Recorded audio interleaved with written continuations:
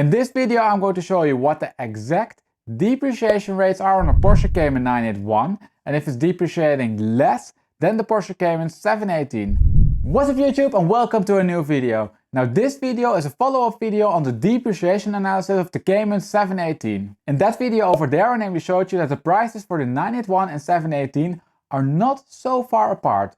And that is of course strange for cars which differ 10 years in age. Now in this video, and with the help of the Porsche Cayman's 981 depreciation curve, we are going to find out if the 718 is simply depreciating insanely fast, pushing the prices down towards the 987 level, or that the depreciation rate perhaps flattens out extremely fast after the first years of ownership. But before we dive into the numbers, please remember that you can suggest a car for the next analysis. You can simply comment the name of that car down below in the comment section. Also remember then to subscribe and to smash that notification button so you get notified when your requested analysis goes live. Now if you're in a hurry, then you can also ask a personalized depreciation analysis simply by writing me an email. And my email address is included in the description.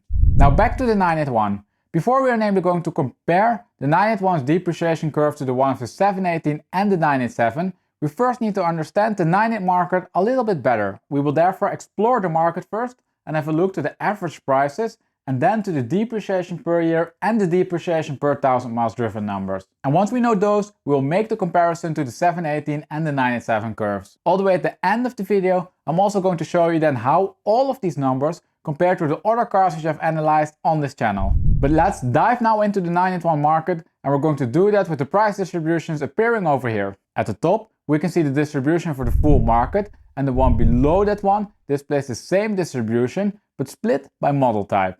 All the way at the bottom we have then the distribution which shows the difference between the automatic and the manual cars. If we start then with the full market, then we can see that there are 154 cars for sale and that these have an average price of $48,216. You can also see that the prices start at around $30,000 and that most of the cars stay under $75,000. If we move then a histogram down, then we can see that the GTS in red is the most expensive and the most exclusive model type. There are namely only 20 GTSs for sale and they have an average price point of $70,447. And note that this is $21,144 more expensive than an S. That car namely has an average price point of $49,035. The base version is of course the most popular car, as more than half of the market is made up out of that model type. If we move then to the price distribution at the bottom, then we can see that the manuals are a bit more rare and also a bit more expensive. There are namely only 44 manuals for sale and they are, on average, $4,089 more expensive than the automatic ones. An important reason for this is of course that some of the GTSs are also manuals. And that is of course pushing the prices up. Let's have a look now as to how these cars depreciate, and that we're going to do with the depreciation curves appearing over here. You can see that on the horizontal axis we have model year and that price is displayed on the vertical axis. Each of the bubbles which you see represents a car for sale in today's market, and the solid lines going through the graph represent the depreciation curves. Now if you look very close, you can also see that there are some black axes in the graph, and these represent the average price point for that given model year and given model type. If we focus then on the numbers, then we can see that the GTS is by far depreciating the least and an average depreciation rate of $2,487 per year. This is followed by the base version which depreciates at a rate of $4,675 per year. And finally by the S version which depreciates at a rate of $4,902 per year. Now let's have a closer look to all of these numbers and see what they're all about. If we focus first on the S and the base version, then we can see that the depreciation rates are almost identical. They namely range between 8 and 10% per year. And that's not the best number I've seen, but also not the worst number. We can however see that the premium for the S over the base version is shrinking slightly. For a car of model year 2016, this premium is namely $8,681, and for a car of model year 2014, this premium is only $7,829. And if you are a regular viewer of this channel, then this perhaps reminds you of the depreciation analysis about the Porsche 911 991S. There we namely saw a very similar effect, that the premium for the S car was decreasing over time. If you by the way haven't seen that video yet, make sure to check it out by clicking on the link appearing over here. Now if we look into the GTS, then we can see that it is in a completely different ballgame. The depreciation is extremely low at 4% per year, and also the premium over the S version is quite steep. And this will become especially apparent later in the video when we analyze these numbers to all of the other cars which I've analyzed on the channel. Note by the way that I need to include a small disclaimer over here for the GTS prices. You can see namely that there are very few GTSs for sale with model year 2015. And for our analysis, this of course means that the numbers might not be as robust for that model year as they are for the S and the base version. Alright, let's continue now and have a look to the depreciation per 1000 miles driven. And you guessed it, the graph for that is appearing right over here. You can see it instead of model year, we have now mileage on the horizontal axis and the price is still displayed on the vertical axis. We can see now that the base version is depreciating on average 311 euros per 1000 miles driven, and that this is 231 euros for the S version. Also, we can see that the GTS is slightly more sensitive to mileage, as this car is depreciating on average at a rate of $396 per 1000 miles driven. And overall, these numbers are actually pretty good for a car in this price segment. But more about that later in the video. We will continue now by comparing these curves to the one of the 718 and the 987. But before we do that, I'm curious to find out what you all think. Where on the depreciation curve will the 981 fall? Will it fall right between the 718 and the 987? Or will there be a break in the market? Comment down below and don't cheat by fast forwarding a few minutes. Now then, the depreciation curve for the full Cayman market is appearing right over here. And this depreciation curve includes all of the Caymans with exception of the GT4s. And just look at that curve over there. Isn't that one of the most beautiful depreciation curves you have ever seen? We can see namely that it follows a very natural pattern where the newest cars are depreciating the most and the oldest cars the least. Also, we can see that there's a very strong bottom in the market and that this depreciation curve is fully completed. Now let's make things a little bit more interesting by also splitting this graph by the different model types. Then we end up with the depreciation curves over here, where you can see that we have the 718 on one side, the 987 on the other side, and the 981 in the middle. Now for the 987 and the 718, I already did full depreciation analysis, and that means that we will focus now mainly on the 981. You can by the way check out those analyses by going to the description of the video. I will namely put the links to those videos over there. Now if we start off by having a look to the S and the base versions, then we can see that the 981 cars are following almost the exact depreciation pattern of the 718. And just the observation alone that you don't see a drop between the two model years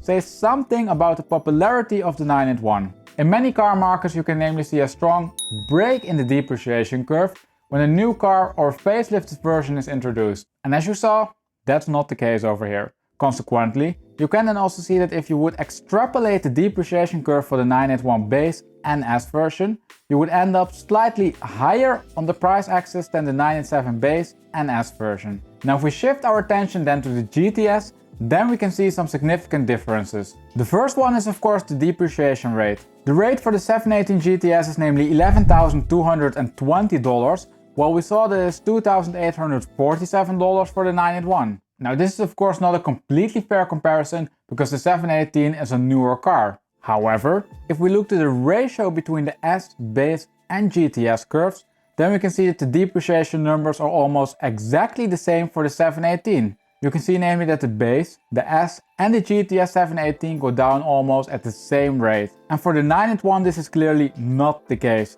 The base and the S depreciate significantly more than the GTS. Now besides that, we can find a second interesting difference by having a look to the premium of the GTS over the S version. For the 718, this premium is namely on average $8,500, while this is $17,000 for the 981 GTS. Now if we combine then the observations of the depreciation curves and the premiums of the GTSs, then we can only conclude that the market favors the 981 GTS. And the reason for this is of course simple. The 981 namely has the famous 6-cylinder, while the 718 has the, well, also almost famous 4-cylinder. Now if you are a little bit into Porsches, then you have been probably screaming to me for the full duration of this video that all of this doesn't matter. Porsche namely recently introduced the 718 GTS with a 6-cylinder engine. Now before we continue, let me first say a huge thank you to Porsche from all of the petrol heads around the world for bringing back the 6-cylinder to the Cayman GTS. Bravo!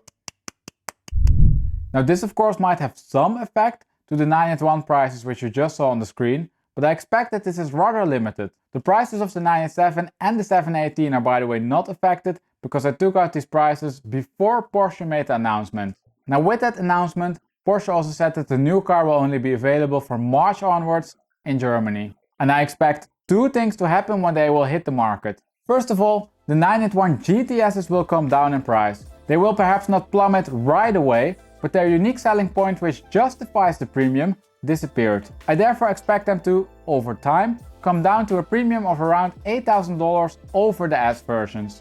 Nevertheless, they might come down, but I expect them to remain higher than the ones for the 718 GTS. Second then, I expect that the 718 will follow the normal market depreciation curve for the Caymans, and also that the premium between the GTS and the S models will be further reduced. Other than a high spec, the GTS simply has very little unique selling points over the S version. Now that's enough speculation for now, so let's return to the current market. We will now namely compare the numbers which we've seen in this video to all of the other cars which I've analyzed on this channel. And to do that we will of course use the depreciation leaderboard. In the first leaderboard you can see that we have the different cars on the horizontal axis and the relative absolute depreciation on the vertical axis. If we have a look then to the 981 cars, then we can see that the GTS is doing extremely well at a rate of 3.9%. This number namely gives it the 4th position on the leaderboard, right next to the Audi R8 V10 and Audi R8 V8. If we look then to the 981 base and S version,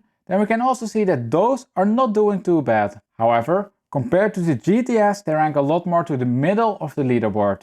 Now if we move on then to the second leaderboard, which shows the relative average depreciation per 1000 miles driven, then we can see that we have a new leader. The 981 Cayman S is now namely leading the pack with a rate of 0.4%. The rest of the Cayman family is however not far away, as also the GTS and the base version are ranking at the top end of the board. You can also see that they are quite close to the M2, which is of course not a strange thing. Now it will be of course very interesting to see how all of the numbers about the 981 Cayman start to change once the effect of the new GTS has been priced in. It goes then also without saying that when that happens, I will of course make a new depreciation analysis for the Caymans. Now until then, don't remember to check out some other videos on my channel and to give the video a thumbs up if you liked it. It really helps to support the channel. As always, a huge thank you for watching and I see you next week for a new depreciation analysis.